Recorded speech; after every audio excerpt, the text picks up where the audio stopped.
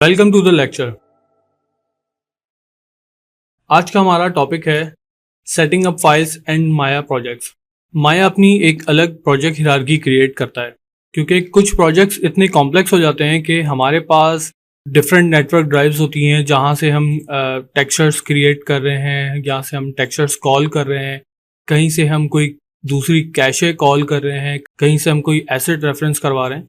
तो माया इन सब की इंफॉर्मेशन एक प्रोजेक्ट के अंदर सेव रखता है जिससे फाइल या प्रोजेक्ट हैंडल करना इजी होता है।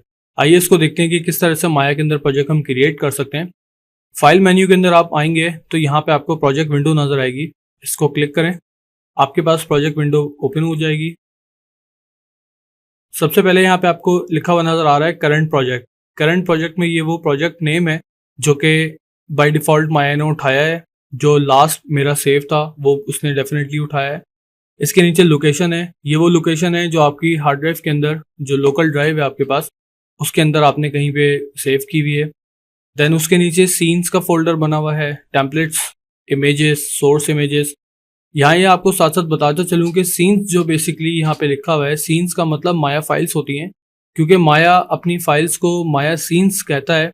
तो हम यहाँ पे सीन्स को ही फॉलो करेंगे। सीन्स के फोल्डर के अंदर सिर्फ माया फाइल्स ही हम रखेंगे, या हम प्लेस करेंगे, या हम फाइल सेव करवाएंगे। इमेजेस के अंदर हम रेंडर्स यूजुअली सेव करते हैं। सोर्स इमेजेस में वो तमाम टेक्सचर्स जो कि हम कहीं ना कहीं प्लग कर रहे होते हैं अपने सीन फाइल के अंदर, वो हम सोर्स इमेजेस में पेस्ट करते हैं। इसी तरह से क्लिप्स हैं, साउंड्स हैं, स्क्रिप्ट्स हैं, मूवीज और ऑटो सेव वगैरह।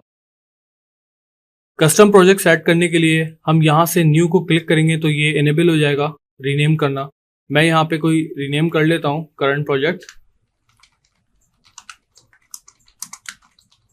Introduction to Maya 2020। लोकेशन मैं सेट कर लेता हूँ, ये ब्राउज करवा लूंगा यहाँ से मैं लोकेशन, ठीक है।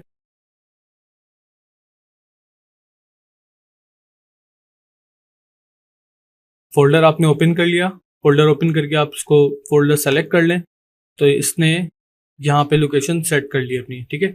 जैसे ही मैं एक्सेप्ट करूँगा तो ये फोल्डर वहाँ पे जिस जगह पे आपने ब्राउज किया होगा वहाँ पे हिरार्की क्रिएट कर देगा। देखिए ये वो लोकेशन है जहाँ पे मैंने माया पे सेलेक्ट की थी प्रोजेक्ट क्रिएट करने के लिए। इसके नीचे देखें ये आपको फोल्डर नज़र आ रहा है, इसको हम ओपन करते हैं तो ये वो फोल्डर्स हैं सारे जो कि अभी हमने माया के अंदर से प्रोजेक्ट सेट किए हैं।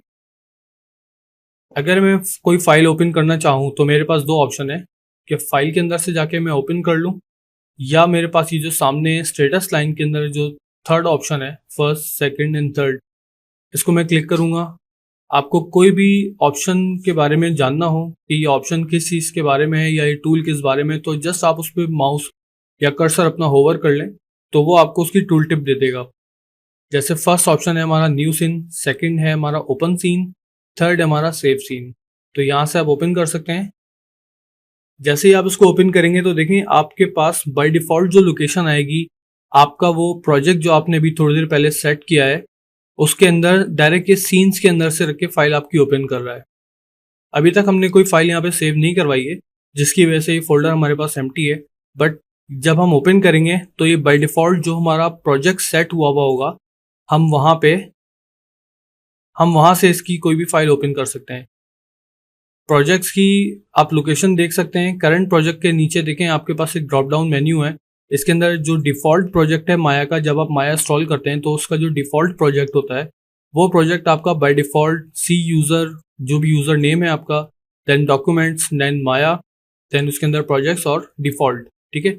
तो वहाँ से हम चेंज करके अपना एक नया जो कस्टम प्रोजेक्ट हमने क्रिएट किया है हम वहाँ अपनी फाइल सेव करेंगे। आप एक वक्त में एक से ज़्यादा प्रोजेक्ट सेट कर सकते हैं और साइमल्टेनियसली आप उसको शिफ्ट कर सकते हैं, आप उस पर काम कर सकते हैं। हम एक डमी फाइल क्रिएट कर लेते हैं और उसको हम सेव कर लेंगे।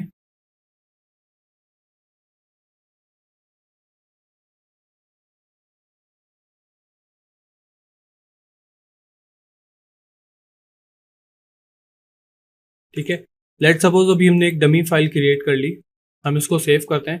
मैं जस्ट इसके ऊपर सेव बटन पे मैं क्लिक करूंगा तो देखें बाय डिफ़ॉल्ट जो मेरा प्रोजेक्ट सेट हुआ है उसके सीन के फोल्डर के अंदर ये मेरी फाइल सेव करेगा।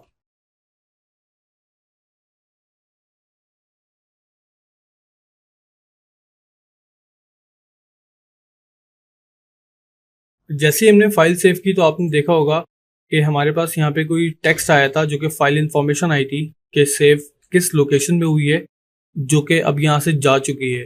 तो उसको हमें दोबारा रिव्यू करने के लिए, देखने के लिए, ये जो हमारी कमांड लाइन है इसका मैंने आपको बताया था कि स्क्रिप्ट राइटर हम ओपन करेंगे। ये जो बटन है ये स्क्रिप्ट राइटर का बटन है, इसको हम ओपन करते हैं।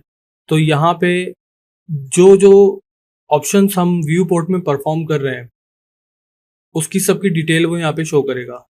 हमने जो फाइल सेव की है अभी थोड़ी देर पहले, उस फाइल की इंफॉर्मेशन उसने हमें बताई है कि इस जगह पे सेव की। अब आप देखें कि इसका जो एक्सटेंशन है माया का वो .mb आ रहा है। .mb का मतलब माया बाइनरी। इसके अलावा माया का एक दूसरा जो एक्सटेंशन होता है वो होता है माया ASCII।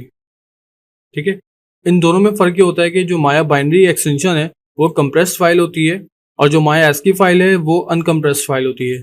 तो इस लेक्चर में हमने देखा कि किस तरह से हम माया प्रोजेक्ट सेट करते हैं और किस तरह से हम फाइल सेव और ओपन कर सकते हैं।